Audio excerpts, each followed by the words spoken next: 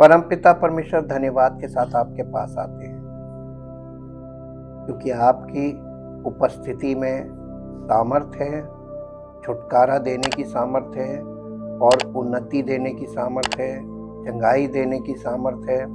और पिता परमेश्वर सबसे बड़ी बात है कि हमें अनंत जीवन देने की सामर्थ्य है, जिसके लिए प्रभु हम स्वयं कुछ भी नहीं कर सकते और जो कुछ कर सकते हैं वो आप ही कर सकते हैं। इसलिए आपकी उपस्थिति में आकर आपका धन्यवाद करना चाहते हैं, आपके महान सामर्थी कामों के लिए जो हमारे जीवनों में, हर एक विश्वास करने वाले के जीवन में पवित्र आत्मा के द्वारा जो आप करते हैं उसके लिए धन्यवाद करते हैं। और चाहते प्रभु कि हर एक विश्वासी इस बात को पहले समझे और अपने आप को वचन के आधार पर जांचे कि हम विश्वास में हैं कि नहीं, या विश्वास हम में है कि नहीं। परमेश्वर के प्रति विश्वास, सच्चे परमेश्वर पे विश्वास और क्या विश्वास करना है, ये आपके वचन के बिना हम नहीं जानते हैं। और जब वचन के अनुसार हम आप पर विश्वास करते हैं तो हम प्रभु आपके द्वारा उद्धार प्राप्त करते हैं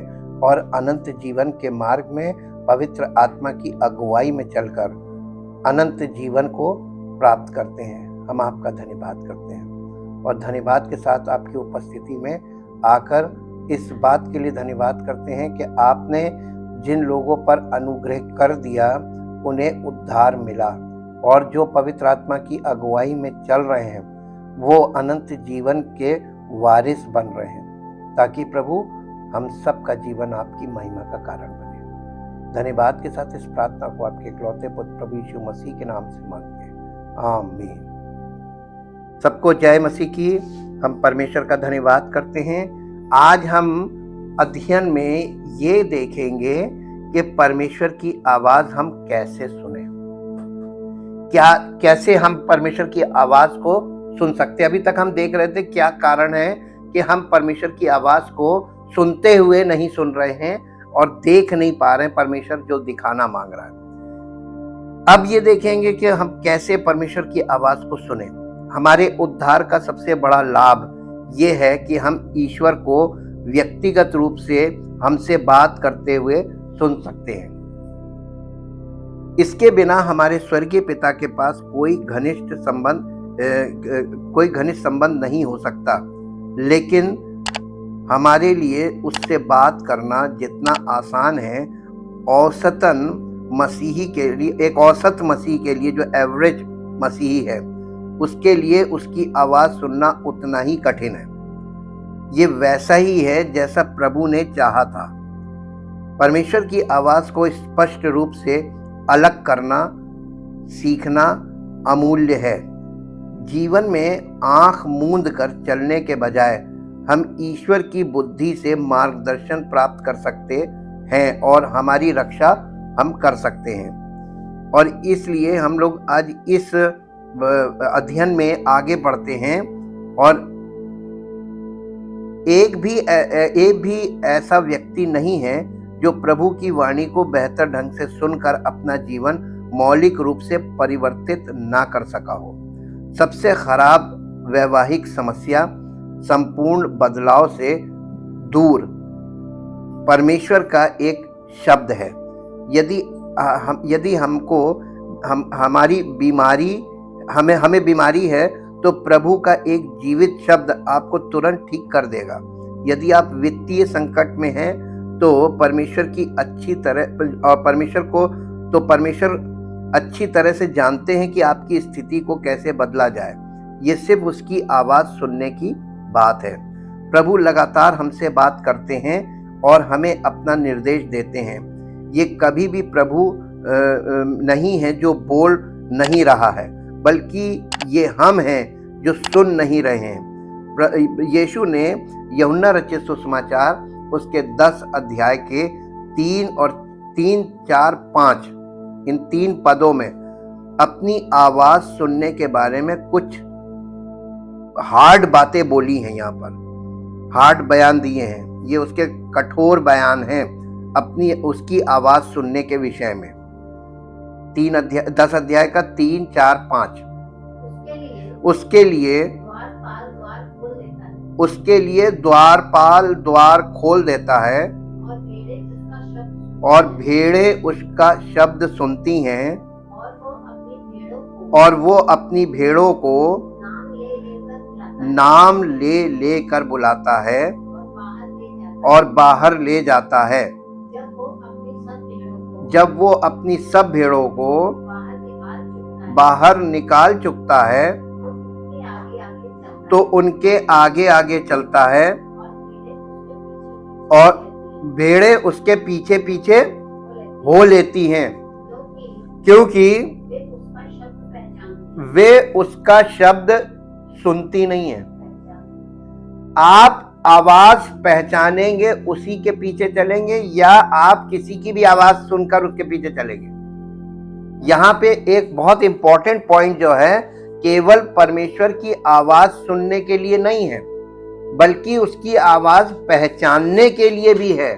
क्योंकि आप परमेश्वर की आवाज सुनकर उसके पीछे पीछे चल रहे हैं और अचानक से किसी और के पीछे चलने लगे तो, और ऐसा मसीहों के जीवन में हो रहा है और होता आया है, इसका इतिहास है।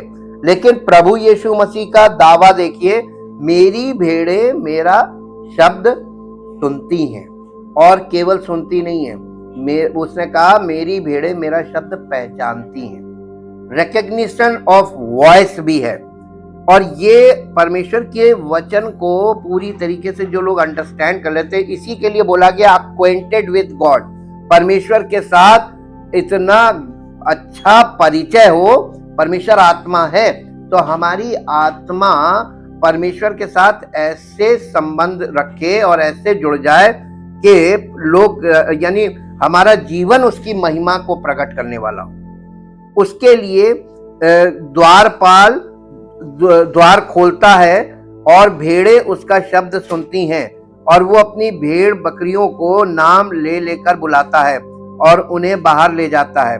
ये पदों में जो बातें बोली गई हैं, ये उसकी भेड़ें, अगर आप किसकी भेड़ें हैं ये आपके जीवन से पता चलता है। जिसकी आवाज सुनकर आप जिसको फॉलो कर रहे हैं, आप उसकी भेड़ हैं। और इसीलिए इन बातों पर ध्यान रखते हुए अधिकांश मसीही उस कथन के सटीकता पर सवाल उठाएंगे, क्योंकि उनके अनुभव मेल नहीं खाते हैं। लेकिन यीशु ने जो कहा वो गलत नहीं है। सभी सच्चे विश्वासी परमेश्वर की वाणी सुन सकते हैं और सुनते भी हैं। वे ये नहीं पहचान पाते हैं कि वे जो सुन रहे हैं वो ईश्वर की वाणी है, कि प्रभु की आवाज है। पहचानते नहीं है, सुन रहे हैं। ऐसे भी लोग हैं जो सुन रहे हैं लेकिन पहचान नहीं रहे, तो ये भटक जाएंगे, क्योंकि ये सुन रहे हैं, ये पहचान नहीं रहे, रिकग्निशन नहीं है।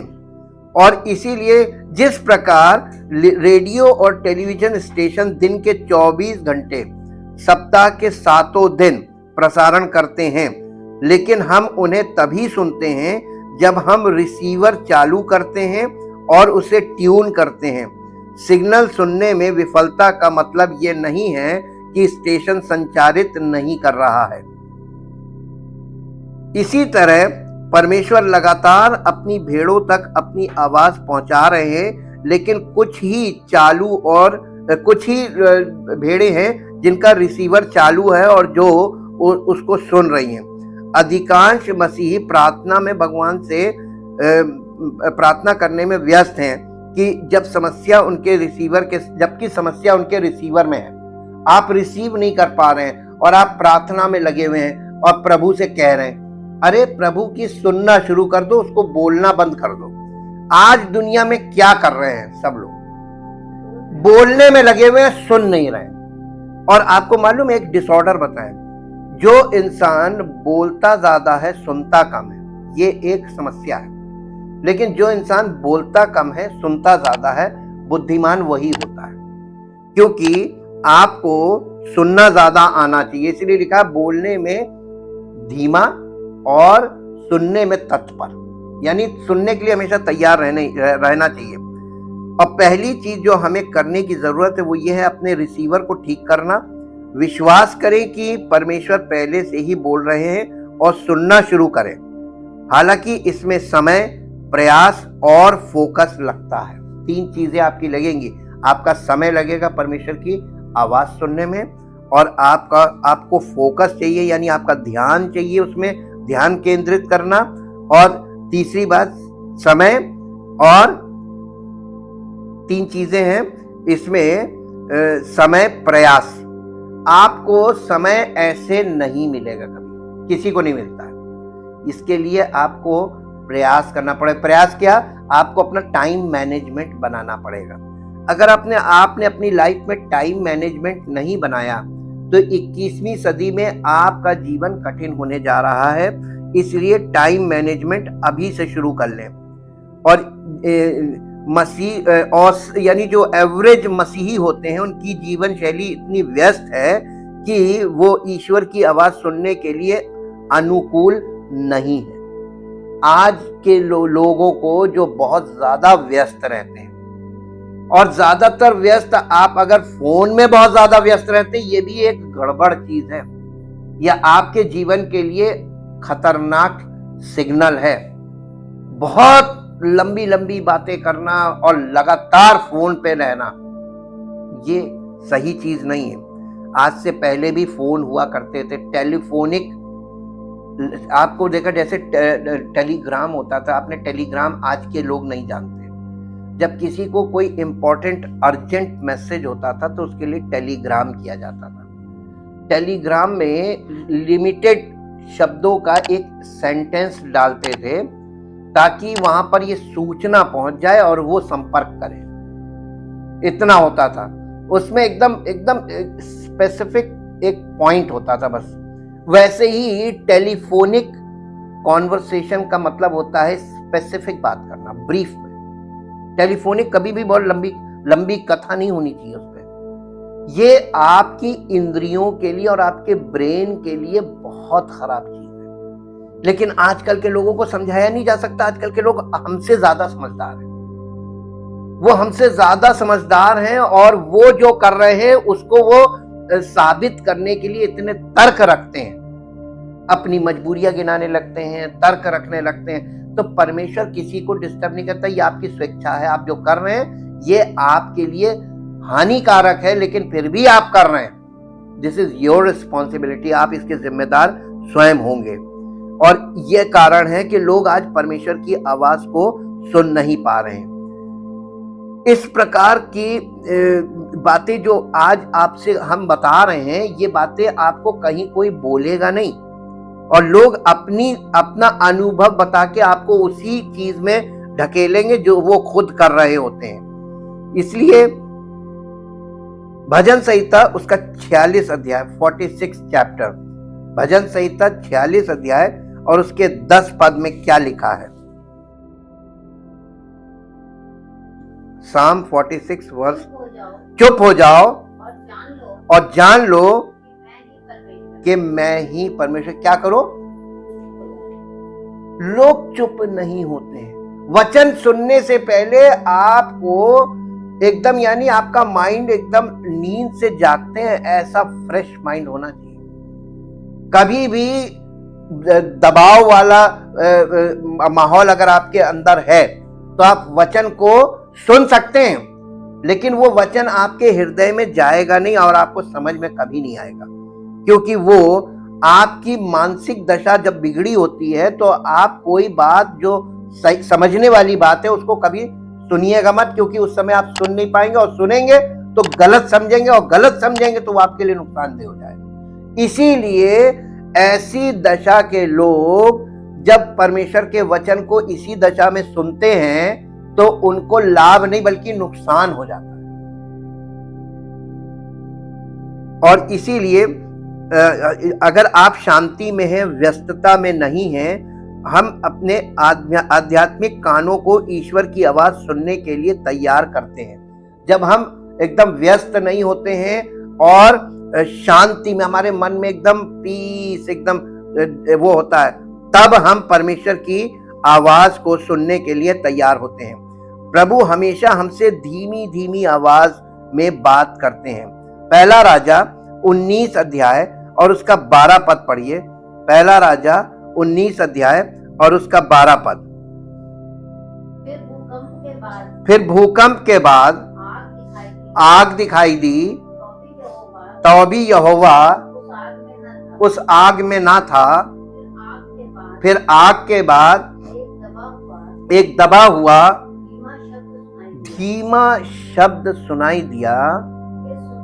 ये सुनते ही एलिया ने अपना मुंह चद्दर से ढांपा और बाहर जाकर गुफा के द्वार पर खड़ा हुआ। फिर एक शब्द उसे सुनाई दिया, हे एलिया तेरा यहाँ क्या काम। ये किसकी आवाज थी? परमेश्वर की आवाज थी। एलिया ने जब परमेश्वर की धीमी और दबी आवाज को सुना, कि आप बताइए आप शोर में कैसे परमेश्वर की आवाज सुनेंगे? जब आप परमेश्वर के वचन को सुनते हैं जो आपकी आत्मा से बात करना मांगता है, परमेश्वर का आत्मा, तो आप अगर अशांत है, आपका मन अशांत है, और आप, क्योंकि भीतरी मनुष्यत्व की बात है, शरीर को नहीं सुनना है, सुनना आत्मा को है। तो क्या आपका शरीर आत्मा को आत्मा की बातें, परमात्मा की बातें सुनने देना चाहता है या रोक लगाना चाहता है? आपका शरीर आपकी आत्मा को परमेश्वर की आत्मा की आवाज सुनने देना चाहता है या रोक लगाना चाहता है? क्योंकि पौलुस ने कहा शरीर आत्मा के विरोध में और आत्मा शरीर के विरोध में लालसा करता है। तो आप बताइए दोनों की इच्छाएं अलग हैं, तो कैसे ये शरीर शारीरिक कानों से आप परमेश्वर की आत्मा की आवाज कैसे सुन सकते हैं? जब तक कि आप बिल्कुल अपने आप को शून्य करके और परमेश्वर के वचन को खो जाइए सुनते सुनते, आपकी आत्मा में परमात्मा बात करेगा। और वो आपकी आत्मा से बात करना मांगता, शरीर से नहीं। लेकिन अक्सर ये हमारे दैनिक जीवन की उथल पुथल के बीच परमेश्वर का जो वचन हम सुनते हैं ये दब जाता है, खत्म। और ये बहुत महत्वपूर्ण है। अक्सर हम प्रभु की वाणी को अपने विचार समझने की भूल कर बैठते हैं। ये भी परमेश्वर का वचन आपके अंदर जाता है जब, तो आप इसको अपने विचार मत समझिएगा। और ये सही नहीं, ये सही है इसलिए कि प्रभु की वाणी हमारे विचारों में आती है। जब आपके विचार में परमेश्वर का वचन आता है, यूहन्ना रचित सुसमाचार उसका 4 अध्याय और उसका 24 पद पढ़िए। यूहन्ना रचित सुसमाचार 4 अध्याय का 24 पद, जहां इस प्रकार लिखा हुआ है, परमेश्वर आत्मा है और अवश्य है कि उसकी आराधना करने वाले आत्मा और सच्चाई से आराधना करें। आत्मा से आराधना करनी है या शरीर से आराधना करनी है? आज कलीसियाओं में लोग क्या कर रहे हैं? बॉर्न अगेन हुए नहीं है। तो आत्मा, बॉर्न अगेन के बाद आत्मा के द्वारा ही होना है और आत्मा में ही होना है सब कुछ, शरीर में नहीं होना है। और आत्मा क्या है? हमारे प्राण का एकदम यानी अंदर वाला भाग, क्रेस्ट बोलते हैं इसको, वो हमारे प्राणों का भीतरी भाग है। और प्राण में जब तक आप यानी तैयार नहीं होंगे परमेश्वर की आत्मा की आवाज को सुनने के लिए, आत्मिक तौर पर तैयार नहीं होंगे, तब तक परमेश्वर की आत्मा की आवाज आपकी आत्मा तक पहुंच ही नहीं पाएगी। क्योंकि आत्मा तो प्राण के अंदर है, एकदम भीतरी भाग में। और इसीलिए परमेश्वर के साथ संचार आत्मा से आत्मा है, ना कि मस्तिष्क से मस्तिष्क या मुंह से कान। जिस तरह से हम भौतिक क्षेत्र में संवाद करते हैं, प्रभु हमारी आत्माओं से शब्दों में नहीं बल्कि विचारों और छापों में बात करते हैं। तब हमारी आत्माएं हमसे ऐसे शब्दों में बात करती है। मुझे लगता है कि प्रभु चाहते हैं कि मैं ये या वो करूं। आपकी आत्मा से ये बात निकलेगी कि प्रभु नहीं चाहता कि हम ये करें। आपकी आत्मा अंदर से बोलने लगी, मत करो, प्रभु नहीं चाहता है। आपकी आत्मा आपको बताने लगेगी। ये परमेश्वर की आत्मा से जब आपकी आत्मा में कुछ पहुंचेगा तभी तो अंदर से वो चीज आपको मिलेगी। प्रभु आम तौर पर ये नहीं कहते हैं कि तुम ये करो या वो करो। परमेश्वर कभी भी यानी जैसे ये हम लोग मुंह से बोल रहे हैं ऐसे शब्दों में कभी आपसे बात नहीं करेगा। परमेश्वर परमेश्वर का आत्मा आपकी आत्मा में संवाद करेगा और आपकी आत्मा से आपके हृदय में वो विचार आ जाएगा कि नहीं, प्रभु ने मना किया, मैं नहीं करूंगा। आप देखिए, जो आत्मिक लोग होते हैं वो हर बात में कभी भी तुरंत ना हाँ बोलते हैं ना बोलते हैं, वो न्यूट्रल रहते हैं और वो सोच के, और जब परमेश्वर की आत्मा से ये बात कंफर्म कर लेते हैं तभी किसी को कुछ बोलते हैं। ये आत्मिक लोग थोड़ा स्लो होते हैं, बोलने में, निर्णय लेने में, हर चीज में स्लो होते हैं, क्विक नहीं होते हैं। लेकिन फिजिकल लोग बहुत क्विक करते हैं सब। आत्मिक लोग, क्योंकि धीरजवंत होना है। प्रभु क्या कहता है? धीरज। तो हम बोलने में भी धीरजवंत, सोचने में, सोच के समझ के, और प्रभु की आत्मा की अगुवाई में, तो बिना परमेश्वर की आत्मा की परमिशन के हम कोई निर्णय नहीं ले सकते। ये एक प्रकार का बंदिश कह लीजिए या एक प्रकार की बाउंड्री कह लीजिए। आपको उसके ऊपर पूरी तरीके से निर्भर करना होगा कि वो चाहेगा तभी हम करेंगे, वो चाहेगा तभी हम जाएंगे। ये ऐसा है, और इसीलिए वो हम लोगों से बड़ी अपने तरीके से बात करता है। आत्मिक बातों से अपनी आत्मा के द्वारा हमारी आत्मा से बात करता है, और तब हमारी आत्मा में से ये विचार हमारे अंदर आता है कि प्रभु हमसे ऐसा चाह रहे हैं और हम ये करेंगे। और ये वो कभी ये नहीं कहेगा अपने आपके जैसे हम लोग कहते हैं ये करो वो करो, तो इसका मतलब प्रभु कमांडिंग वे में काम नहीं करेगा, वो सजेस्टिव वे में काम करता है। सजेस्ट करेगा, ये करोगे तो बहुत अच्छा रहेगा, ये सजेस्टिव है। लेकिन हमारी और आपकी आत्मा को कुछ करने के लिए प्रभावित प्रभु करेंगे तो वो विचारों में करेंगे, और फिर आपकी आत्मा कहती है मुझे लगता है कि मुझे करना चाहिए। इसलिए हम अक्सर प्रभु के मार्गदर्शन को ये सोचकर चूक जाते हैं कि ये हमारे अपने विचार हैं। अक्सर परमेश्वर की आत्मा की अगुवाई जब लोगों में आती है ना, क्योंकि वो नए होते हैं, उनको गाइडेंस देने वाला कोई नहीं होता है, तो वो उसको प्रभु की वाणी को अपना विचार मान लेते हैं, अपने विचार मान लेते हैं। ये एक गलती लोग करते हैं। हम में से हर किसी के ने कुछ ना कुछ बेवकूफ़ी की है और बाद में कहा है मुझे पता था कि ये गलत काम था, फिर भी कर लिया। लोग अक्सर नहीं कहते अरे मुझे मालूम था कि ये गलत है, लेकिन कर लेते हैं और करके अंगीकार भी करते हैं कि ये हमें मालूम था कि ये गलत है। तो क्यों किया? हमें अपने फैसले के बारे में सही नहीं लगा, लेकिन हमने तर्क या दबाव का पालन किया और पाया कि हमारी धारणा ये थी कि वास्तव में प्रभु हमसे बात कर रहे थे। और कलीसिया के सभी बुजुर्ग संयोजक नहीं, साल के 6 महीने गेहूं की कटाई के बाद, हाँ, साल के 6 महीने वे गेहूं की कटाई के बाद चले जाते थे।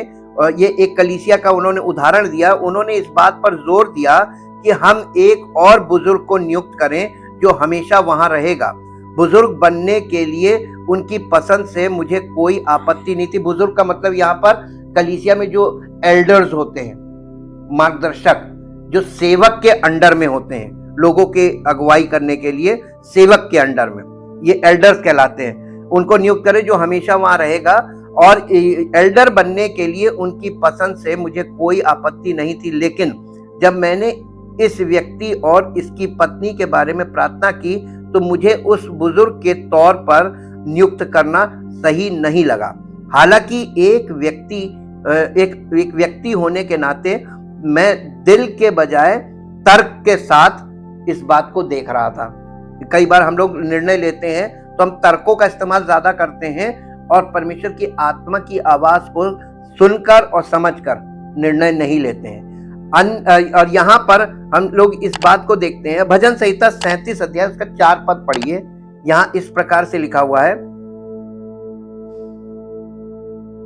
भजन संहिता 37 अध्याय उसका 4 पद, यहोवा को अपने सुख का मूल जान और वो तेरे मनोरथों को पूरा करेगा।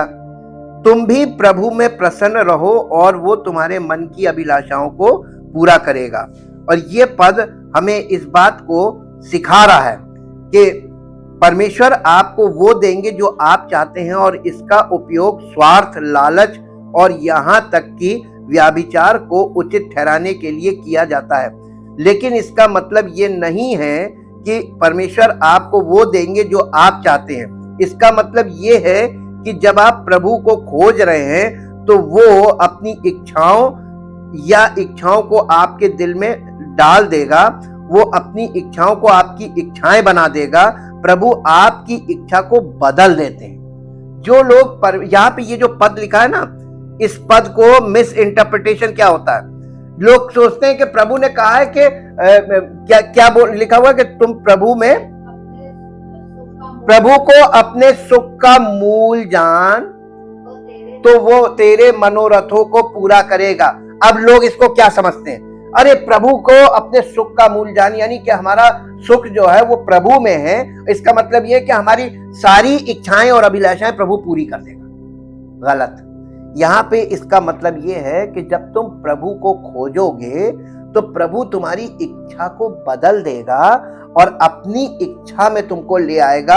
और जब तुम प्रभु की इच्छा में आ जाओगे तो तुम्हें वो ऐसा संतुष्ट हो जाओगे कि तुम कुछ भी नहीं मांगोगे, बल्कि उल्टा धन्यवाद करोगे, प्रभु जो दिया मांगने से ज्यादा, सोचने से ज्यादा। और प्रभु आपने हमको वो दे दिया कि अब हमको कुछ नहीं चाहिए, केवल धन्यवाद। अब इतने लोग कलीसिया में हैं जिसके जीवन में संतुष्टि है, आत्म संतुष्टि, जिसकी आत्मा में तृप्ति होगी, वो प्रसन्न चित्त मनुष्य होगा और वो बीमारियों से मुक्त हो जाएगा।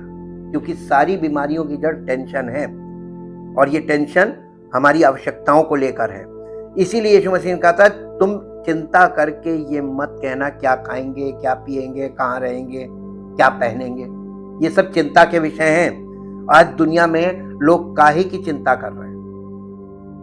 और आज मालूम है, भोजन की चिंता करने की जरूरत, गरीब से गरीब आदमी के पास भोजन मिल जाता, खाने के लिए उसको मेहनत नहीं करनी है। उसको मेहनत अपनी अभिलाषाओं के लिए करनी है, अपनी आवश्यकताओं के लिए करनी है, अपनी इच्छाओं को पूरा करने के लिए करनी है। वरना इतना तो है कि आप सुकून से, अगर सादा जीवन हो तो आपको बहुत परेशान होने की जरूरत नहीं है। और इसलिए हम लोग इस परमेश्वर के वचनों को राइट अंडरस्टैंडिंग करेंगे तो ही हमारी समझ में आएगा। यहाँ पे इसका मतलब ये थोड़ी ना कि परमेश्वर हमको छप्पड़ फाड़ के जो हमारी इच्छा है मन माफिक दे देंगे ताकि हम स्वार्थ, लालच और यहाँ तक कि व्यभिचार को उचित ठहराने के लिए खर्च करने लगे, भोग विलास में उड़ाने लगे। परमेश्वर कभी नहीं देगा। इसीलिए उसने मनुष्य को, पापी मनुष्य को, पतित मनुष्य को कठिन कामों में फंसा के रखा है। उसने उन्हें, एक पद में लिखा हुआ है कि परमेश्वर धर्मी को आशीष देता है और पापी को कठिन काम। आज जो लोग कामों में फंस गए हैं, ये छूट सकते हैं, उद्धार मिल जाएगा तो ये काम इनके हल्के हो जाएंगे और परमेश्वर का प्रोविजन जारी हो जाएगा और थोड़े में संतुष्ट हो जाएंगे। लेकिन आज ये भागम भाग जिंदगियों में लगी हुई हैं, इच्छाओं के हिसाब से काम हो रहा है।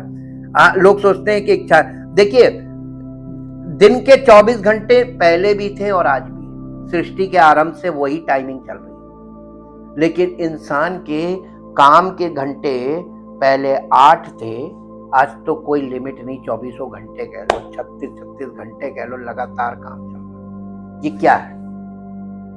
वर्कोहॉलिक हो गए। एल्कोहलिक तो देखा होगा आपने, वर्कोहॉलिक देखा है? जिन्हें काम का नशा है, काम के नशे में डूबे जा रहे हैं। ये भी एक नशा है। काम करना जरूरी है, अत्यंत जरूरी है। परमेश्वर की ओर से हमें जो शरीर दिया गया काम करने के लिए दिया गया, लेकिन साथ में बुद्धि भी तो दी है, समझ भी तो दी है। काम कितना करना है और काम को कैसे करना समझ के करोगे तो तुम उस काम को चट से कर लोगे।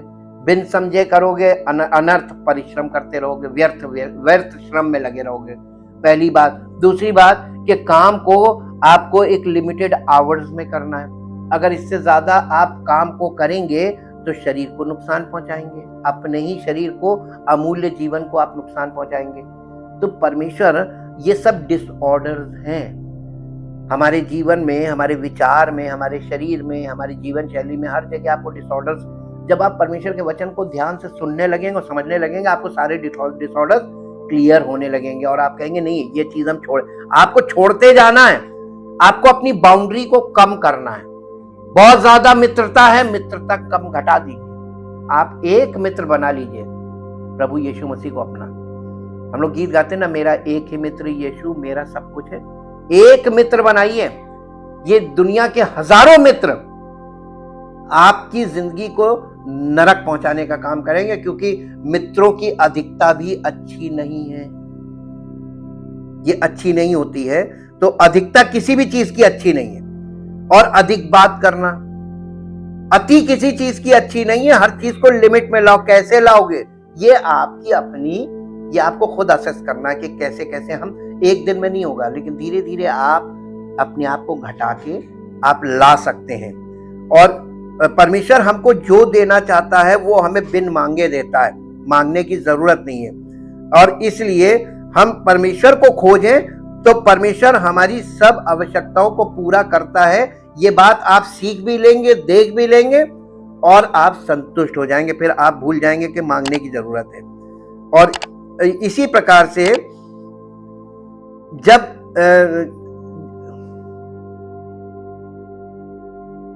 एक पद मेरे साथ निकालिए जो आपको मिलेगा, यूहन्ना रचित सुसमाचार 10 अध्याय में फिर से आ जाएं, 10 अध्याय उसका 27 पद फिर से पढ़ दें।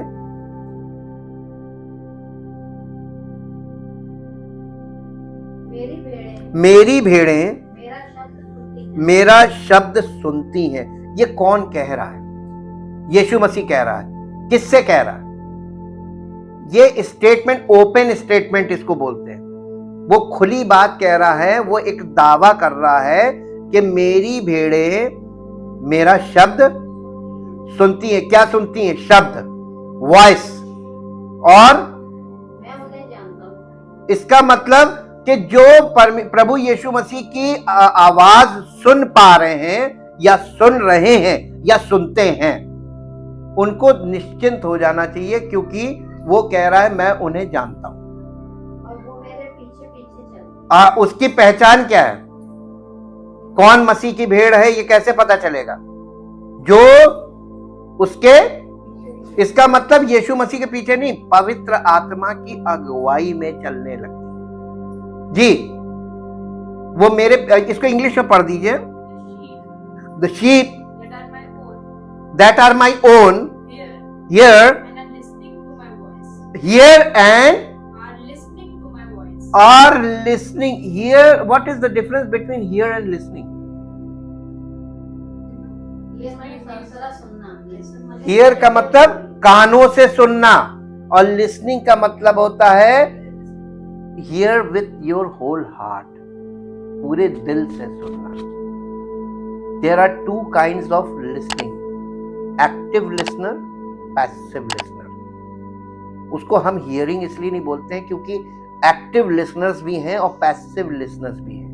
मालूम है, आप परमेश्वर की आत्मा की आवाज को संपूर्ण हृदय से, मन से, पूरे ध्यान से सुन रहे हैं, और ठीक उसी समय जब आप सुन रहे होते हैं, इनडायरेक्टली आपके आसपास कोई काम कर रहा है या कुछ कर रहा है या कोई बैठा है, वो पैसिवली वो भी सुन रहा है, और वो भी सुन रहा है, उसको भी, उसके भी अंदर जा रहा है। और हो सकता है एक बार वो आपको कभी ना कभी टोक देगा कि आप तो ऐसे वचन सुन के आप ऐसी विचार करते हो और ऐसी बातें बोलते हो। ये पैसिव लिसनर जो है वो खटाक से एक्टिव लिसनर को करेक्ट कर देता है। ये मेरे साथ हुआ है, आपके साथ भी होगा।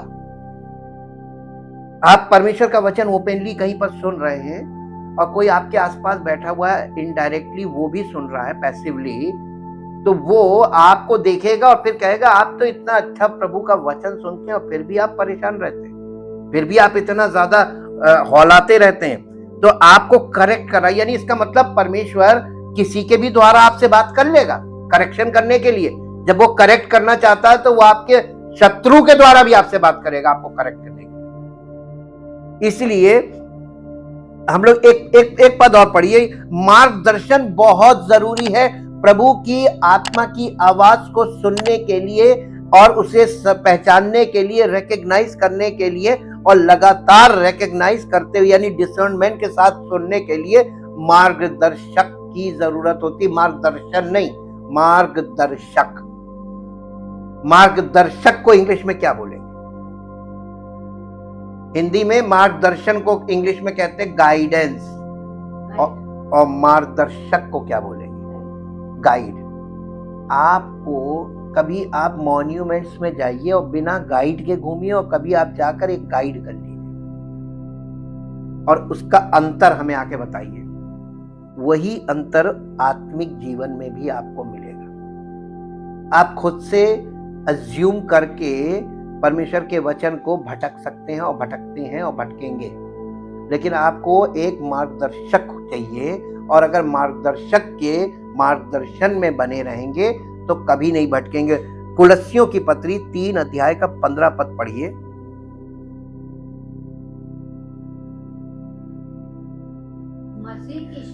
मसीह की शांति जिसके लिए ये कलीसिया के सब लोग एक देह। ये किसकी देह है? मसीह की देह, एक देह यानी कलीसिया में एक देह में बुलाए गए हो, तुम्हारे हृदयों में राज्य करे। कौन?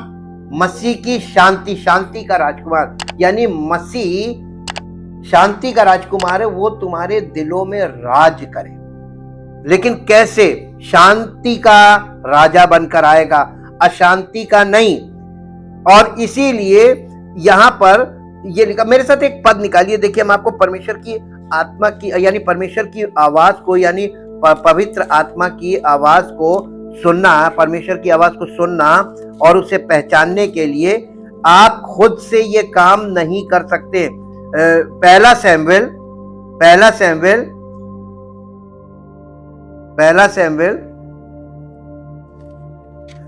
और उसका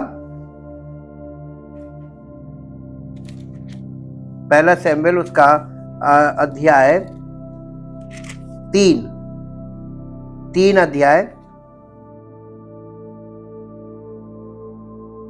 अध्याय और इसका पहले पद से पढ़िए।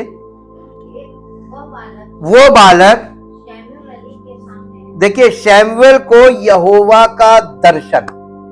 आज आपको बहुत गजब की चीज दिखा रहे हैं। आपने ये बात बार बार पढ़ी होगी कि प्रभु ने अब्राहम को दर्शन देकर कहा, सुना है ना? लेकिन आपको ये मालूम है दर्शन देता कहते हैं, परमेश्वर दर्शन देता कैसे? आज आपको दर्शन दिखाते हैं, इसको पढ़िए, अब ये आपको समझ में आ जाएगा। इंटरेस्टिंग हो गया। वो बालक शैमुएल एली के सामने यहोवा की सेवा टहल करता था। यहोवा की सेवा टहल करता था। किसके अंडर में?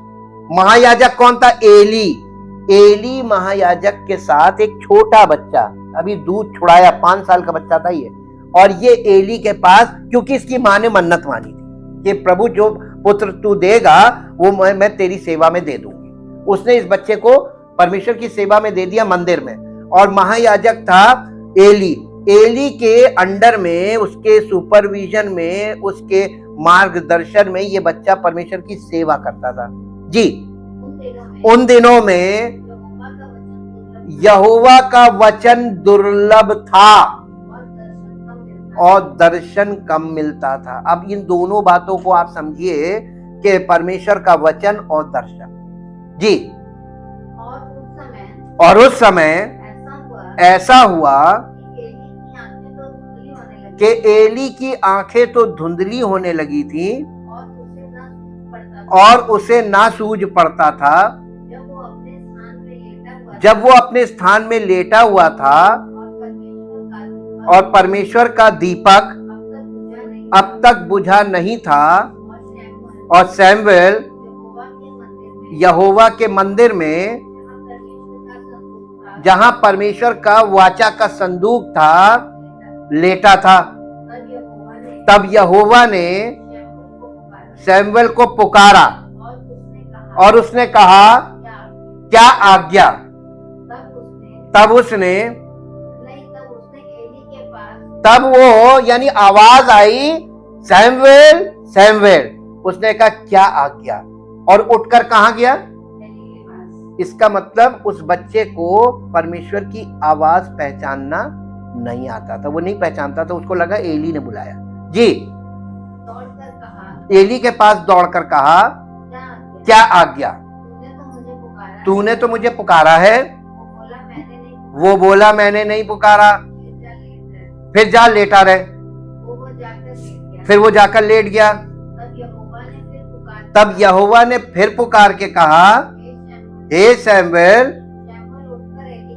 फिर सैमुएल उठकर एली के पास गया। अब एक बात बता दें, ये ऑडिबल वॉइस थी फ्रॉम आउटसाइड या ऑडिबल वॉइस थी फ्रॉम इनसाइड। ये आवाज उसको अंदर से, उसके अंदर से सुनाई दे रही थी या बाहर से। Yes, correct.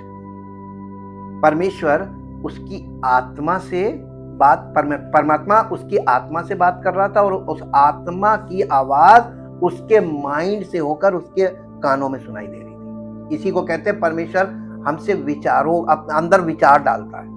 जी, क्या आज्ञा। फिर गया, तूने तो मुझे बुलाया। अब उसको जोर डाल के बोल रहा है।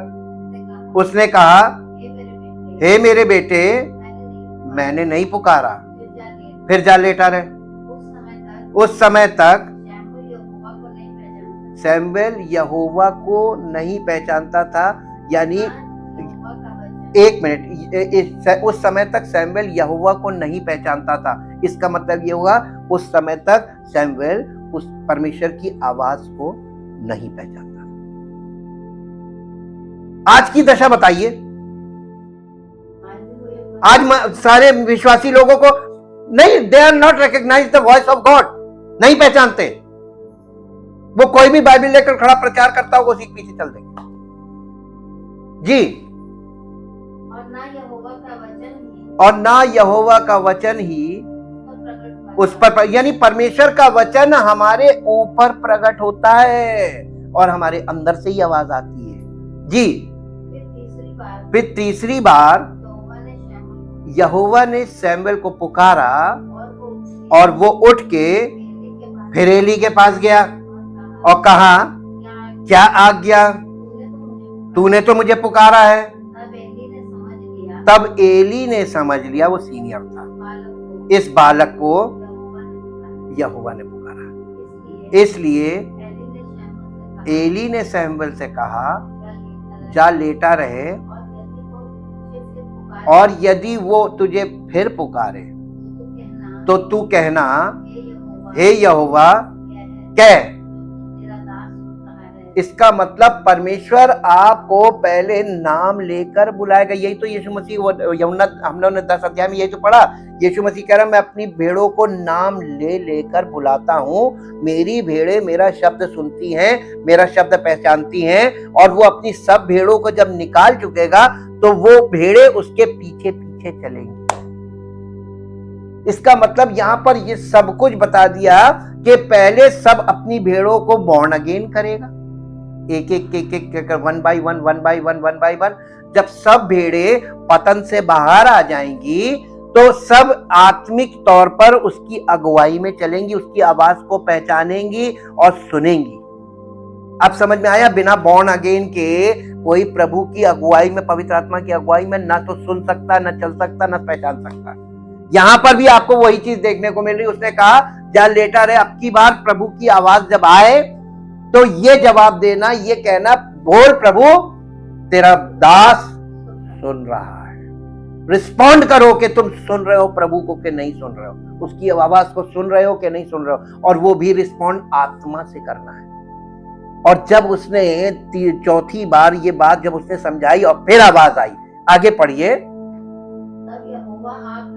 तब यहोवा आ खड़ा हुआ। देखिए पहले यहोवा ने उसकी आत्मा को आवाज दी और उसने मार्गदर्शक ने उसको उस आवाज को रिकॉग्नाइज करना और रिस्पॉन्ड करना सिखाया।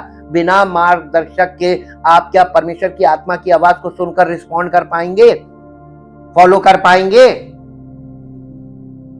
तो क्या किसकी जरूरत है आपको?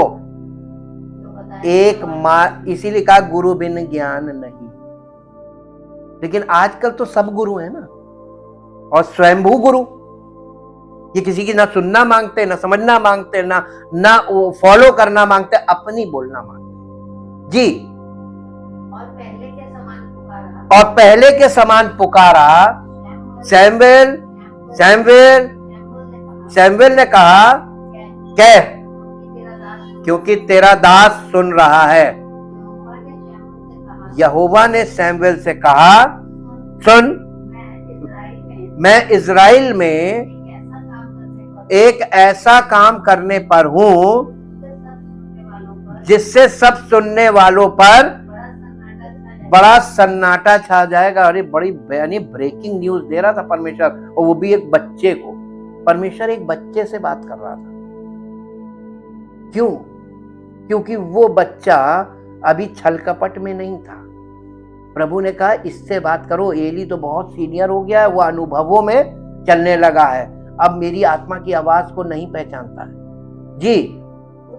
उस दिन मैं एली के विरुद्ध वो सब कुछ पूरा करूंगा जो मैंने उसके घराने के विषय में कहा है, उसे आरंभ से अंत तक पूरा करूंगा। एली के विषय में कि परमेश्वर एली से नाराज है, उसको कैसे नष्ट करेगा, उसके बच्चे मर जाएंगे और वाचा का संदूक छिन जाएगा, सब कुछ जो इसके बाद होने वाला था इज़राइल में, उस मंदिर में, परमेश्वर की उपस्थिति वाले में, वहां पे क्या कैसे कैसे होगा, वो सारी बातें इस बच्चे को बता दी।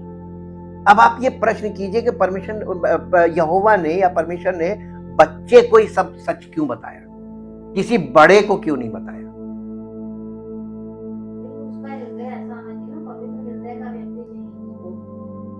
अब असली बात बता दें, परमेश्वर बच्चों को इसलिए बताता है क्योंकि बच्चों की बात को कोई विश्वास नहीं करेगा। यीशु मसीह ने नए नियम में क्या कहा? जब तक तुम बच्चे के समान ना बनो, तुम स्वर्ग के राज्य में प्रवेश नहीं कर पाओगे। इसका मतलब ये हुआ कि जब आप बालक बन जाते हैं, और बालक बनते हैं स्पिरिचुअली, और प्रभु के बालक का मतलब निर्भर करने वाला, डिपेंडेंट, और डिपेंडेंट किस पर? पवित्र आत्मा पर। परमेश्वर के बच्चे का मतलब क्या हुआ? परमेश्वर आत्मा है, तो परमेश्वर के बच्चे कैसे होंगे? शारीरिक, आत्मिक। तो बॉर्न अगेन होना जरूरी है। Born again children of God कहलाते हैं, और spiritually mature sons and daughters of God कहलाते हैं। आप कौन सी श्रेणी में हैं? या तो आप बॉर्न अगेन हैं, या आप बॉर्न अगेन नहीं। और बॉर्न अगेन हैं तो आपको स्पिरिचुअली मैच्योर होने की जरूरत है, तभी आप परमेश्वर के पुत्र और पुत्री बनेंगे। और परमेश्वर की आत्मा पर निर्भर करने वाले ही मैच्योर होंगे। बॉर्न अगेन होने के बाद आपको निर्भरता चाहिए पवित्र आत्मा की। इसलिए बिना पवित्र आत्मा की सहायता के, और पवित्र आत्मा हवा में काम नहीं करेगा। एक व्यक्ति, पवित्र आत्मा से प्रेरित व्यक्ति, ये इसके द्वारा पवित्र आत्मा आपका मार्गदर्शन करेगा। हमने आपको बताया परमेश्वर आत्मा हमेशा एक व्यक्ति के द्वारा ही काम करेगा। तो परमेश्वर का आत्मा ऑटोमेटिकली, ये जो अज्यूम करते हैं लोग ना आत्मा को, आत्मा बिना देह के आत्मा किसी काम की नहीं। और इसीलिए आत्मा को क्या चाहिए? देह, क्योंकि आत्मा जीवन देने वाली चीज है। तो जीवन देगी, आपके देह में होगी तो प्राणों को जीवन देगी, और प्राणों से आपके देह को जीवन मिलेगा। तो जीवन देने वाली चीज को कभी भी हवा में कोई काम नहीं करेगी, जब तक वो देह में होगी तभी काम करेगी। अंडरस्टैंडिंग आपकी इतनी क्लियर हो जानी चाहिए कि परमेश्वर के दर्शन का मतलब ये होता है, दर्शन का मतलब यहाँ पर प्रकाशन से है, और प्रकाशन मिलने के बाद भी वो प्रकाशन को समझाने के लिए एक मार्गदर्शक चाहिए। क्या आप चाहते हैं कि आप परमेश्वर की पवित्र आत्मा के मार्गदर्शन में चलना सीखें? ये सीखना पड़ेगा आपको, ये फिजिकल लाइफ नहीं है कि ऑटोमेटिकली जैसे हम शारीरिक जीवन में करते वैसे ही आत्मिक जीवन ना। आत्मिक जीवन परमेश्वर की आत्मा पर निर्भर करने वाला जीवन है। ये निर्भरता का जीवन है। और शारीरिक जीवन यानी निर्भरता खत्म करता है, आत्मनिर्भर, अपने ऊपर निर्भर रहता है। लेकिन आत्मिक जीवन सारे यानी पूरे जीवन, अनंत जीवन तक पहुंचने तक ये पवित्र आत्मा पर ही निर्भर करता है। कि अगर आप उसके साथ निर्भर नहीं करेंगे, उस पर निर्भर नहीं करेंगे और उसके एक एक स्टेप के अनुसार उसको फॉलो नहीं करेंगे, तो आप अनंत जीवन तक नहीं पहुंच पाएंगे। Thank you, thank you, thank you. पिता परमेश्वर, हम आपका दिल से धन्यवाद करते हैं आपके पवित्र वचनों के लिए। ये पवित्र वचन हमें जीवन के सत्य को बताते हैं, ताकि प्रभु हमारा जीवन पवित्र आत्मा की अगुवाई में चलने वाला जीवन बने, अपनी इच्छा में ना चलने वाला, बल्कि परमेश्वर की आत्मा की आवाज को सुनकर फॉलो करने वाला जीवन। और प्रभु हम पवित्र आत्मा के मार्गदर्शन में बने रहें, ताकि हम सबका जीवन परमेश्वर की महिमा के योग्य वो बना सके, और हमें परमेश्वर की महिमा का बर्तन बनाकर पवित्र आत्मा परमेश्वर के सामने प्रकट करे, ताकि परमेश्वर की महिमा हम सब विश्वासियों के जीवन से ऐसी प्रकट हो कि इस पृथ्वी पर उसका नाम महिमा पाए और सारी महिमा उसी को मिले। धन्यवाद के साथ इस प्रार्थना को आपके इकलौते पुत्र प्रभु यीशु मसीह के नाम से मांगते हैं, आमीन। Praise the Lord.